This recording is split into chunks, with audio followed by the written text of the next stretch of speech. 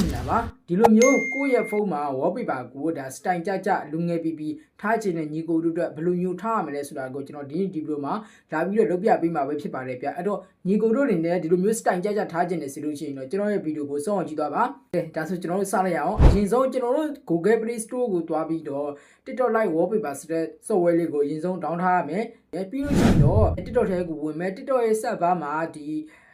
Lite I Wallpaper ဆိုရဲချလိုက်မယ်ဒါဆိုရင်ကိုထားခြင်းတဲ့ဥစ္စာလေးကိုလိုက်ပြီးယူလိုက်ပါကျွန်တော်ကတော့ဒါလေးကြိုက်တာဖြစ်တဲ့တောင်မို့ဒီအောင်လေးကိုနှိပ်မယ်ဒီအောက်ကမြားလေးကိုနှိပ်ပါဗျာနော်ဒီအောက်ကမြားလေးကိုနှိပ်ပြီးတာနဲ့ကျွန်တော်ဘေးကိုနည်းနည်းဆွဲလိုက်မယ်ပြီးတာနဲ့ set up wallpaper ရှိမယ်အဲ့ဒီ set up wallpaper လေးကိုနှိပ်ပြီးလို့ရှိရင်ခဏတော့စောင့်ပြီးတော့ဒါဆိုရင်ပေါ်လာတဲ့ဥစ္စာလေးကိုနှိပ်လိုက်အောင်နဲ့